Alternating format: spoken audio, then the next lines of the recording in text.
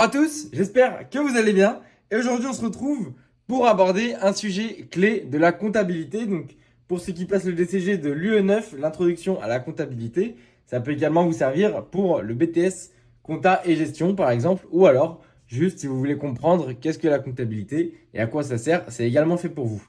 Donc, avant de commencer, si jamais vous voulez travailler l'introduction à la comptabilité, j'ai déjà traité énormément de points de ce thème du DCG sur TikTok, Monsieur Compta. Et donc, pour cette année, on va commencer sur YouTube et TikTok sera, à mon avis, plutôt secondaire. Donc, je vous invite à venir me rejoindre sur YouTube également pour ceux qui sont sur TikTok si ce n'est pas encore le cas. En tout cas, pour ce qui est de la comptabilité, on va donc commencer tout de suite. Et donc, en examen, comment est-ce qu'on peut vous demander un petit peu de faire un lien avec la comptabilité? C'est tout simplement à travers une question qui va être la suivante. Quel est l'intérêt, par exemple, pour Madame X, donc une dirigeante d'entreprise, de tenir une comptabilité? Et donc, c'est à ça qu'on va répondre tout de suite. Alors, déjà, la comptabilité, si vous ne connaissez pas du tout, c'est une discipline qui consiste à enregistrer et à classer les opérations financières et économiques. Par exemple, tout ce qui va être des achats, des ventes, les emprunts, donc les intérêts que vous payez par rapport à cet emprunt. Tout ça, on va le retrouver dans la comptabilité, notamment dans les documents de restitution, que seront donc le bilan et le compte des résultats. Et pourquoi est-ce qu'on va la mettre en place au sein d'une entreprise? Déjà, premièrement, parce que c'est obligatoire, c'est tout simplement légal. La comptabilité est obligatoire pour toutes les entreprises. Et donc, évidemment, en France, elles sont soumises au plan comptable général. Donc, ce petit livre où vous pouvez retrouver tous les comptes numérotés de 1 à 7.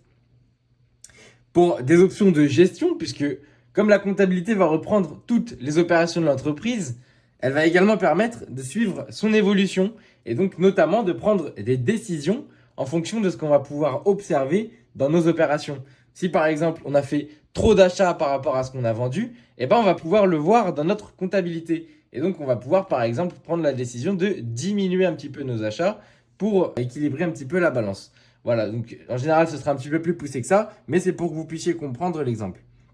Et donc voilà, donc elle a un critère de gestion, ça permet de suivre l'évolution de l'entreprise. Il y a également un aspect de communication puisque ça va permettre aux investisseurs de suivre la boîte. Si jamais vous êtes une entreprise et que vous allez voir la banque, moi je suis banquier, je vais vous demander, donnez-moi un petit peu vos résultats, donnez-moi un petit peu votre chiffre d'affaires, c'est-à-dire le total des produits que vous avez vendus. Donnez-moi un petit peu de quoi vous faire confiance, de quoi prouver que vous puissiez rembourser l'emprunt que je vais vous faire. Donc, c'est un aspect de communication aussi par rapport à ça, notamment pour les banques et pour les parties prenantes externes. Il y a aussi également un aspect de contrôle parce que évidemment la comptabilité est soumise à des règles comptables et donc c'est ce qui va permettre de limiter les risques et les tentatives de fraude. Comme il y a un bon cadre légal, comme il y a beaucoup de règles et également évidemment des sanctions si on ne respecte pas ces règles, on va pouvoir limiter les risques et les tentatives de fraude.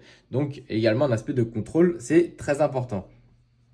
Et enfin et surtout, c'est pour permettre de comparer les entreprises entre elles. Donc par exemple, on va comparer deux magasins qui vendent la même chose pour pouvoir avoir leur situation individuelle, comment ils se placent dans le marché. Et donc comme ces deux entreprises sont soumises aux mêmes règles comptables, on va estimer que leur résultat est plus ou moins parlant pour pouvoir comparer leur part de marché par exemple. Donc ça permet aux entreprises de se comparer à leurs principaux concurrents. Ce qu'il faut savoir, c'est que ça peut être difficile de se comparer à l'international puisque les référentiels comptables ne sont pas les mêmes selon l'échelle que vous prenez. Donc en France, on l'a dit tout à l'heure, vous allez utiliser le plan comptable général. Aux États-Unis, vous allez avoir des normes US GAAP. Bon, en réalité, elles sont pas si éloignées que ça, mais c'est toujours important de connaître ça. Et puis en Europe, en général, on a également les normes IFRS, donc International Foundation Reporting Standards. Tout ça, c'est des référentiels, ça va vous paraître un peu chinois. Comprenez juste que selon le pays dans lequel vous vous situez, il est possible que vous ayez des règles comptables qui diffèrent un petit peu.